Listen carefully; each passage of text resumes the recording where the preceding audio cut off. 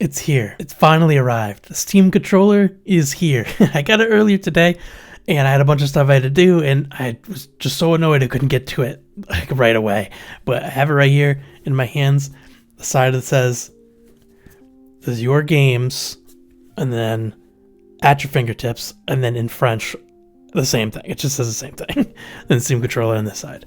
Now I love these little like paper rip things that like hold the box together.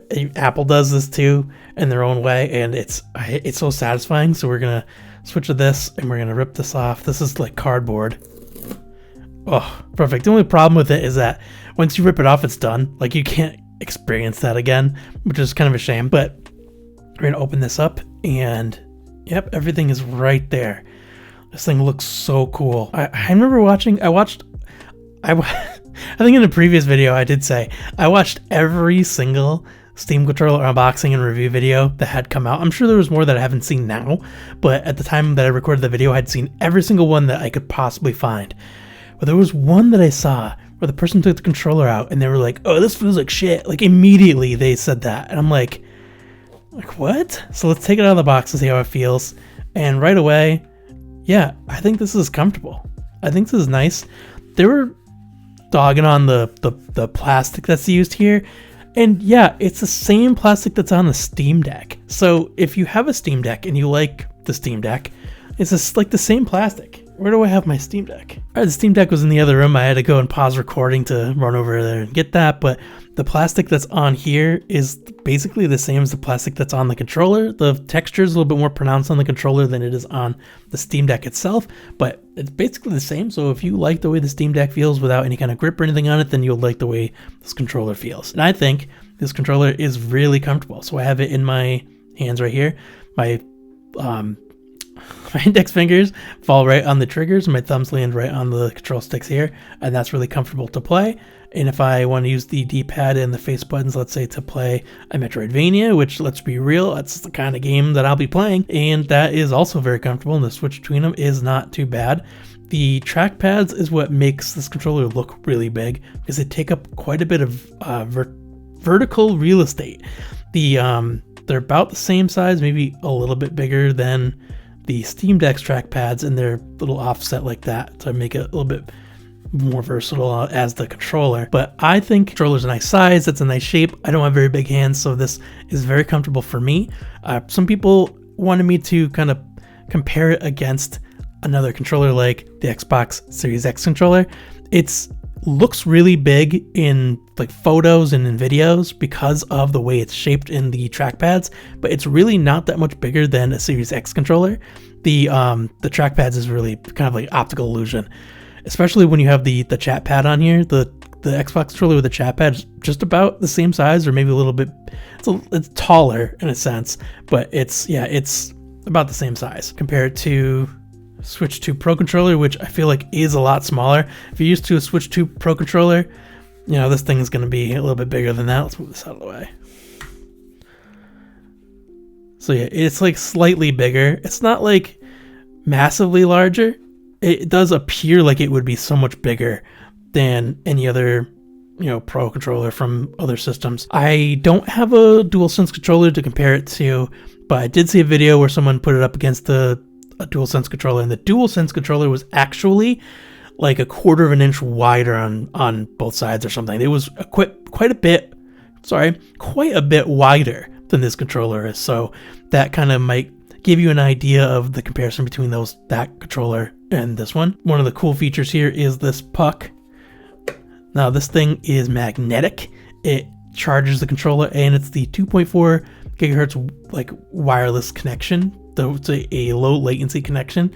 Other videos have compared the actual latency and everything compared to Bluetooth, compared to wired, and having multiple controllers connected to it. I don't have any of the hardware, software, or any of that stuff to test that myself, but there's a Gamer's Nexus video that I definitely recommend that you watch that tested a ton of stuff, and it's really interesting.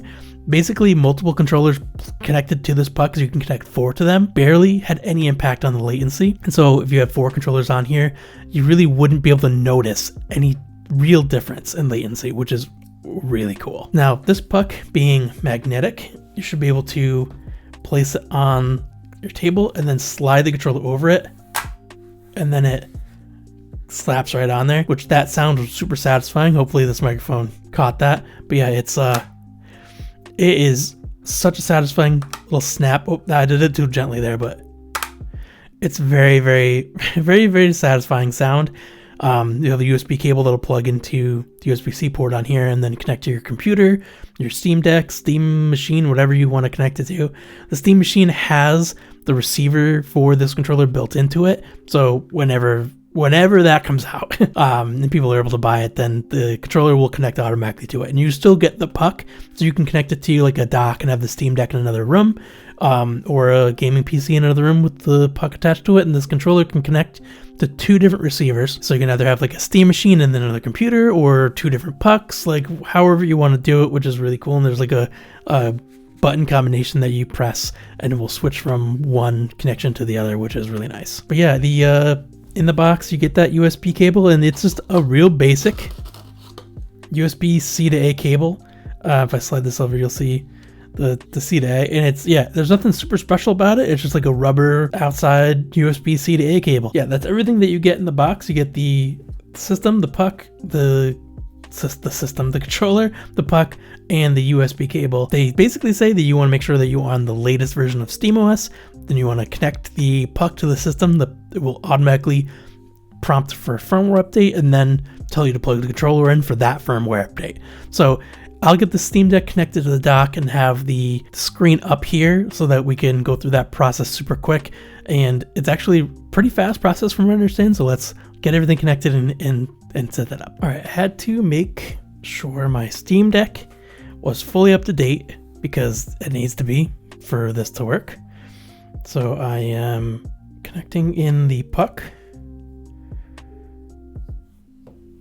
And let's see. I don't know if it's supposed to automatically pop up.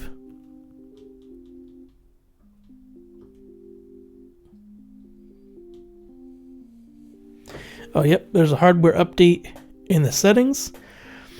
I remember seeing another reviewer videos that popped up. For me, that didn't, but plugged it into my Steam Deck, went to the settings and system menu where you do your software updates. There's a hardware update for the puck.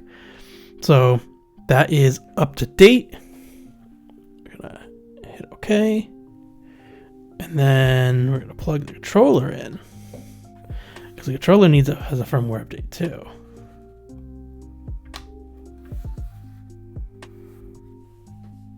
Steam controller detected. Before you can get in game, there's a couple important things about your Steam controller. Updating the firmware. I'm so excited about all this, to be real. The firmware update on the puck was pretty quick, so we're gonna see. Hopefully this is pretty quick too. My top-down webcam, it keeps crashing so much. So we're just gonna go with what we got here. So controller puck, you can now plug your puck back in via USB-C. Steam controller puck is a wireless transmitter connecting your controller to your Steam Deck, and is also a charging station for your controller.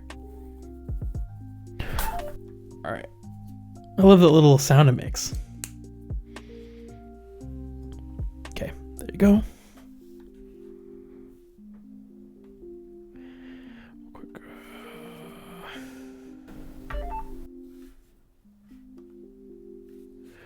Nice. All right. This webcam's going to pop in and out probably. So, yeah. All right.